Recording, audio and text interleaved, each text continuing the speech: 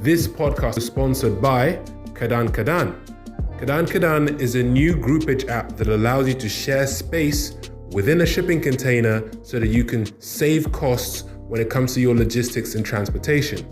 Visit kadankadan.com to learn more or visit the Instagram page Kadan Kadan Official. Okay, good morning, good afternoon, good evening, everyone, wherever you are. This is Malobi from the Kadan Kadan podcast once again. Welcome to 2024. I hope you guys had a brilliant 2023 and a lot of success. This year, we're going to be talking to a lot more people that add value to their products, do some manufacturing, processing, and all that. And I'm so happy to have our first guest of 2024, Ebere, and she's going to be talking about her company, Ataro. If I pronounce that wrong, you can correct me as well. But welcome to the podcast, Ebere. How are you doing today? I'm well, thank you, and thank you for having me. Of course, of course. Well, just before we started this podcast, you mentioned you were coming from another event. Okay, can you tell us a bit about what you were doing before this podcast, if it's related to your business, that is, and then we can start jumping into getting to know you. Oh, yes. I mean, the International Women's Day is coming up on March 8th. I am a woman in business. I also have a platform for women leadership development beside Ataro. So I'm highly involved with corporate organizations. We're having a lot of events everywhere just to showcase the achievement of women so far and also to advocate to have gender equality, women empowerment, and also to support girls worldwide. So I'm coming from one of such events in the Netherlands, and there are so many other events lined up this week. Fantastic. And just one more question on that. Is that focused on a particular sector? Is it focused on particular nationalities? Or is this a global woman empowerment development project? Also, it's a global women empowerment initiative initiated by United Nations. I mean, there's a history to that. We don't have to go into that, but and I'm sure where you are, they will be celebrating women on March 8th. So it's simply called Women's Day. It's a global initiative to recognize the contributions of women in education, in business, in politics, in the corporate world, and to advocate for balanced leadership, advocate for equal pay, advocate for gender equality. And that's what it is, just to hold companies, hold the government, hold everyone accountable to advance women, whether in leadership, maybe support women-owned businesses. There's so many disparity when it comes to funding women's businesses and when it comes to funding men-owned businesses. So that's the advocacy part of what I do. And also to inspire more women that we can rise and lead. Yeah. Wow, wow, wow, that's amazing. That's amazing. So you sound like you're already a busy woman. So let's get to know you a bit. So I'd love to learn a bit more about your company that which we're going to talk about today. So what is Otaro Foods? What do you do? What do you produce? Where are you based? And yeah, can you just give us a little summary about your company? Yeah, it's good to know that before, I mean, I moved to the Netherlands in 2013 from Nigeria, Port Harcourt, and then I had a restaurant business in Nigeria. And my husband was transferred to the Netherlands, so I didn't want to be idle. So I started cooking, workshops, teaching the Dutch how to cook Nigerian food. And from there, I started mixing spices, because, we have to use too many spices for each meal. So I had to mix those spices and started selling them under the brand Ataro Foods. And that was since 2015. And of course, I was, packaging it myself for a very long time and getting some ingredients from Nigeria through partnerships with other companies in Nigeria. And when the demand started growing, we had to partner with other co-manufacturers as well to package spices. So Ataro Foods, in essence, has a mission to make sure that West African cuisine is represented in Europe. And the way we do that is through our recipe sharing, through our spice blends, and also recently we just launched hot sauce. Yeah, so that's what Ataro is about. Wow, wow, very interesting.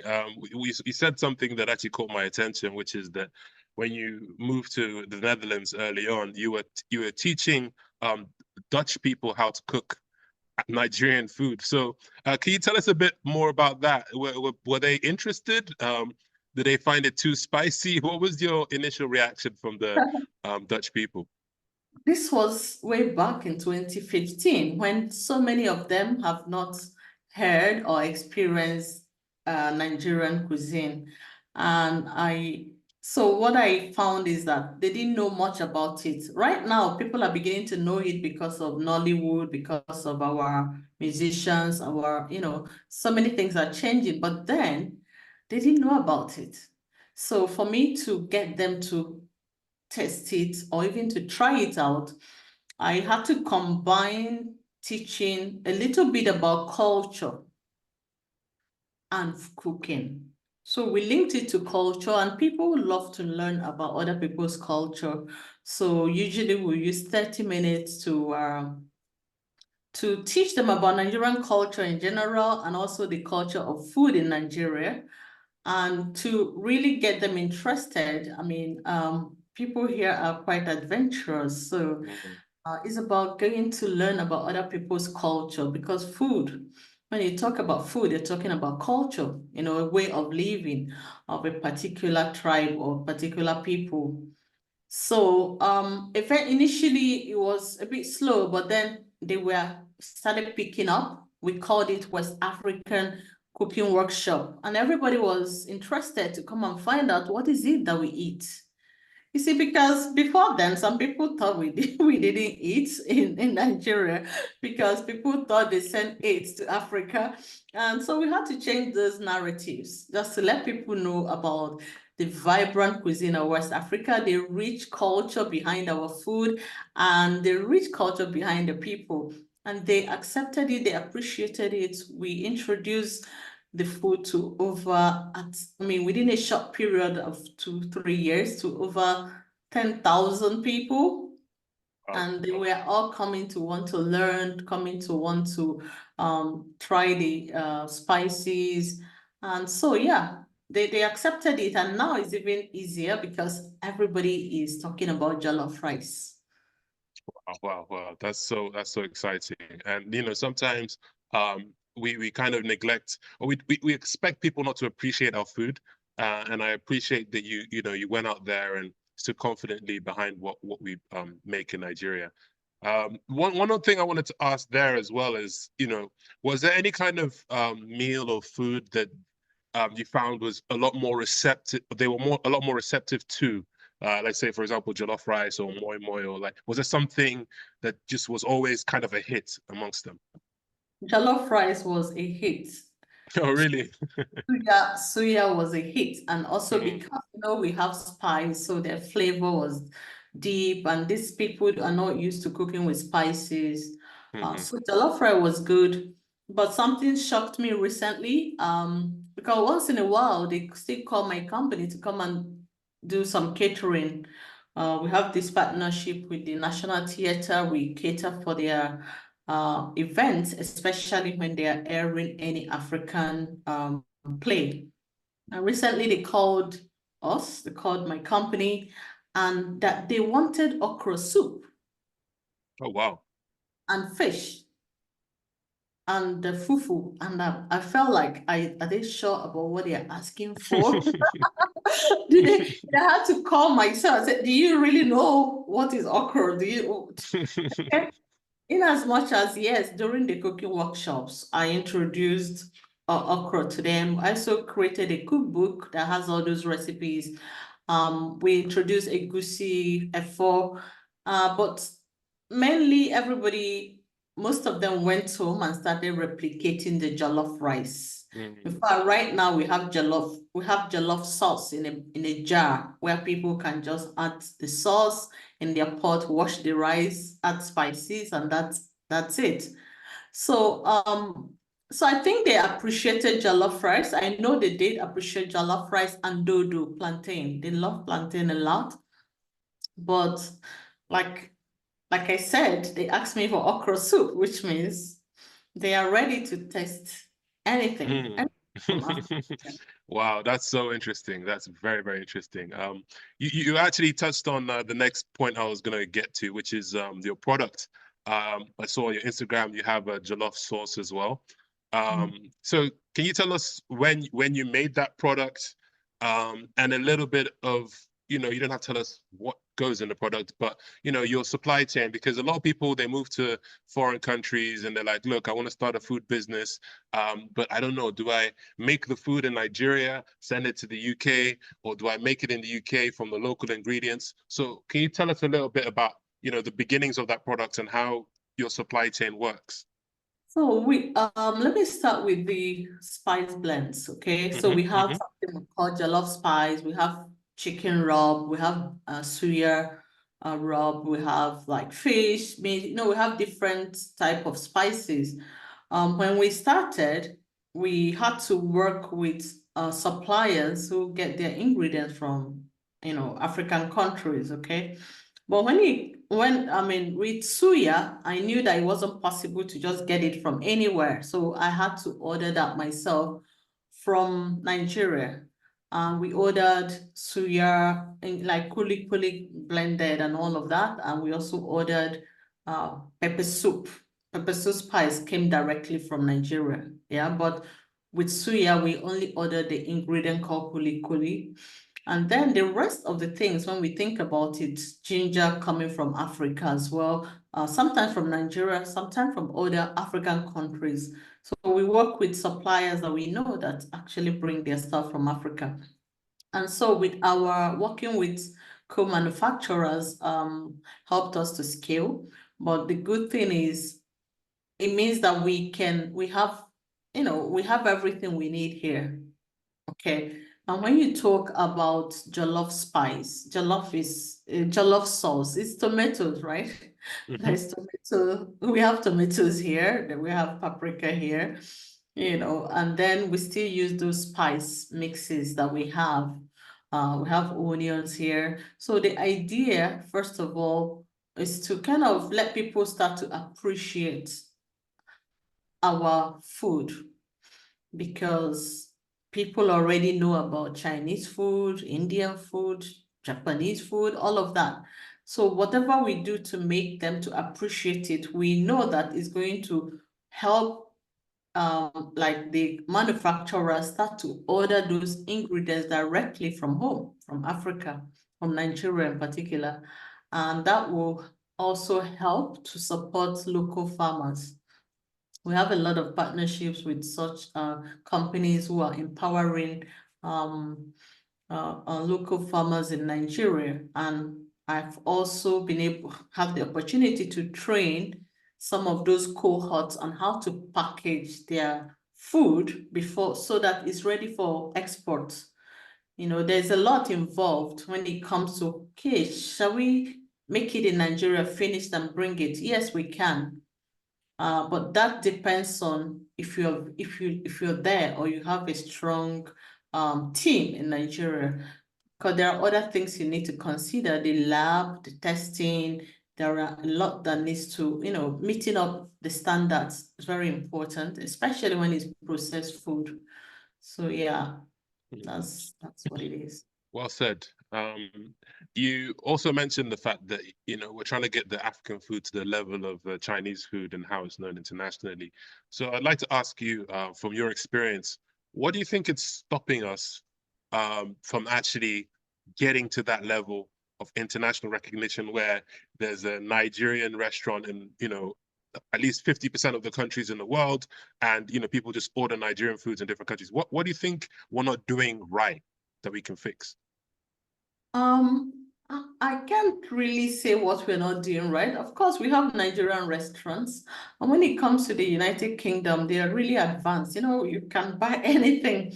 You can buy fresh ugu. I was in London recently and I bought fresh ugu. Can you imagine? Uh, I mean, it's amazing how, our people in the UK are able to bring in stuff and the abundance of those raw materials is very important to help any restaurant to set up. We are working on a restaurant concept, and in the Netherlands, the ingredients are not always readily available, right? I haven't seen fresh ugu here, for example. I wish I could, So if we have those ingredients coming in, I'm sure it will be easier for you to have so many restaurants who are happy to provide Nigerian food everywhere. But when you talk about what are we doing wrong, I had an interview recently with a TV company here in Europe. It's not about what we are doing wrong, it's about some systemic issues that we cannot as individuals fix. We don't have enough capacity to scale those products. Nigeria has, we have so many people who need to eat. So for us to produce enough food that will feed everybody at home and then have enough to export is an issue. And one of the things they talked about is mechanization. When you're processing, when a local farmer is going to use hand to plant everything, the yield is not a lot. And there are also data that shows that the yield sometimes they are low, even after when it's time to harvest, you lose a lot post processing losses. And it's all mechanization, it's all using modern day equipment, for agriculture. So you start with the agricultural practices.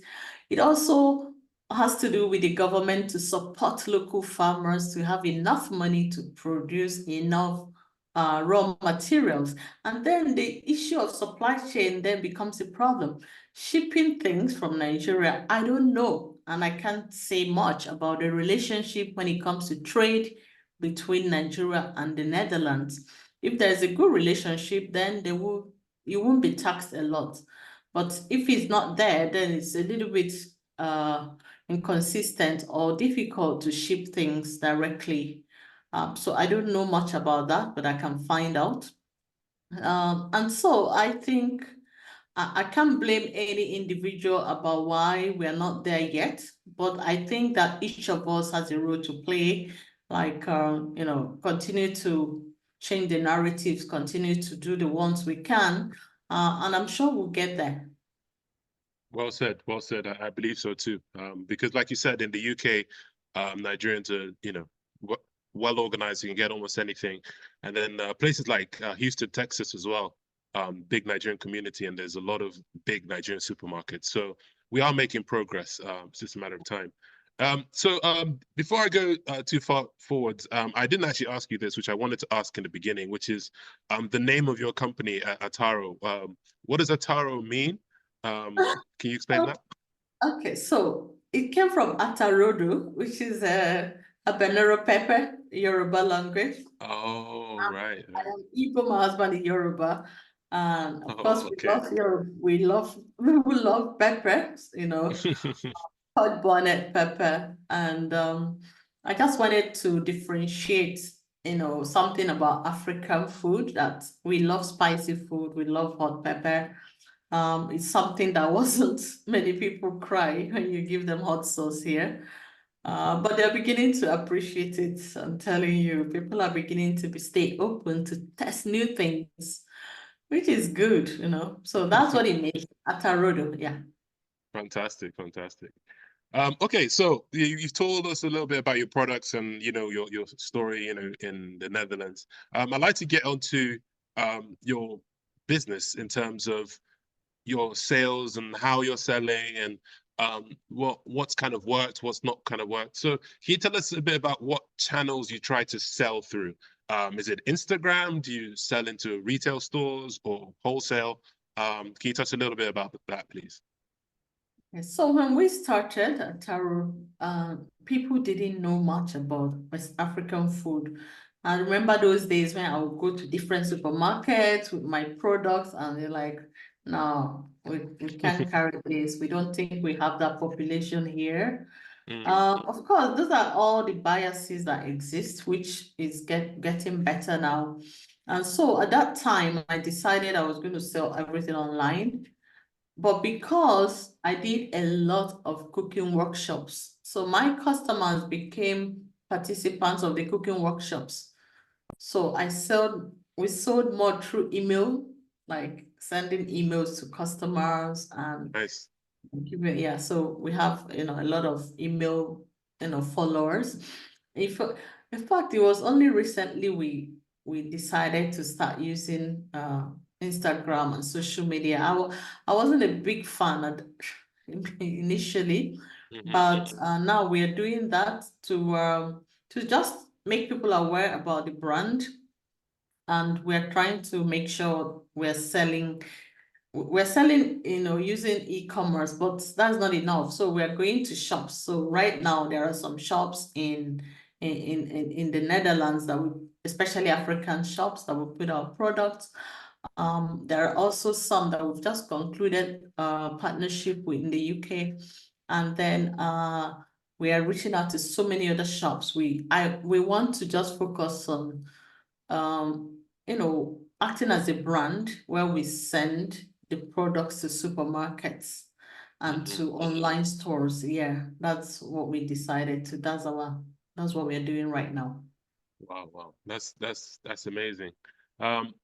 Sometimes when people get into this food business, they kind of get discouraged. And I'm really happy to hear that you did those cooking classes, you built a community, you're able to sell through your email even before you got into the Instagram and the social media, which is I just wanted to repeat that again because people think that there's only one way to selling your products. So you're just got to have an Instagram page, have a website, but really by building your community and working with these people and doing these cooking workshops, you've actually done that. So that's really interesting, actually. Another Okay. way, Mm-hmm. another way is through food shows, trade shows. Oh, It's also, yes. yeah, we did a lot of that at some point. Yeah. Yeah, Do you visiting different shows. do you do them in the Netherlands or do you do in different countries as well? We do them in the Netherlands. We did them in the Netherlands, yeah. Okay. We are just entering the UK since just beginning of this year. So Nice. we also intend to start attending trade shows in the UK and getting the product on shelves in the United Kingdom as well. Nice, nice. Okay, very interesting. So you mentioned you're in the Netherlands. I'd like to know a bit more about the African community in the Netherlands. I know that there's a big Nigerian diaspora in the UK, the US, Canada. We know those ones. But what's the African diaspora community like in the Netherlands? And can you tell us about specifically, are you in like a particular city? Which particular city are you in the Netherlands? And what's the community like there? I'm in in The Hague. We call Hague, it right? The Hague. And it's kind of like the international city in the Netherlands. We also have Amsterdam. We have Rotterdam. We have big cities. And yeah, we have African communities in the Netherlands. But, I would say we have more people from Ghana because they actually came here before us, before Nigerians. Mm. Have a lot of people from East Africans, a lot of them. We also have a growing Nigerian community, at least the last October 1st celebration. The outgoing the ambassador who just left, she was really a good ambassador. She tried to bring all Nigerian different groups together. And so we attended the Independence Day celebration, which was really good. And that's where we meet each other. But I also know that there are groups, like maybe Nigerian, NIDO,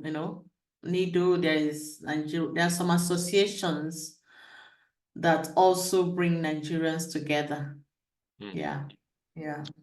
Wow, wow, amazing. Thank you so much. This has been an amazing story, and it's always good to hear about Nigerians going to new countries, trying out different businesses, getting deeper into the community, working with not just Nigerians, but Dutch people as well. So you seem to have ticked all those boxes. So sincerely congratulate you on your journey so far. So I guess the next question would be, what's next for Ataro Foods? What do you have planned for the next, 5 years? It's sometimes these things they look easy. It wasn't an easy journey to get to where I am today. I remember there was a time I wanted to give up completely, and this was maybe in 2017, where we kept going to different supermarkets and they kept saying no. I said, you know what, I'm leaving this thing, right? But because I was working with a business coach at that time, a marketer, she said, very soon people are going to start appreciating African food. Don't worry yourself. And that's when I started. I went back to school, did my master's in leadership and management, and I created this platform for women in leadership. That's really, so I focused my energy on that while just selling the spices online. I didn't want to stress myself a lot. And so the platform took a lot of my time, and for the last 5 years, I've been working more on leadership development for women. So it was late last year, I said, yeah, I think this is the right time to leverage what we've built, because there's something called first in the market. So it means that people call us naturally when you talk about African catering, they'll call us. When you talk about, can you trust? Like supermarkets ask us for recipes to publish in their newspapers. And it's because of we were the first to move into the market at that time in the Netherlands. So we are known. And so we want to now leverage what we've built to expand to other countries. And we just started doing that at the end of last year, especially this year. Our strategy is to, move into the United Kingdom, which we've started already, and also move into the United States and Canada, and through partnerships with maybe retailers in those areas. So yeah, that's what we want to do. At some point, we want to see how we can support producers in Nigeria or in Africa. We actually started, but it's not ready yet. We are building a platform to help African food producers to bring in, to distribute, help them to find outlets to sell their products. So while we're looking for outlets for our products, we want to also use it to support a group of African farmers or food processors who are interested in selling their products through our platform. So yeah, it's actually called Ataro Marketplace. So, but it's not completely ready to onboard people, but it's one of the plans we have this year. Amazing, amazing. Very exciting stuff in the pipeline.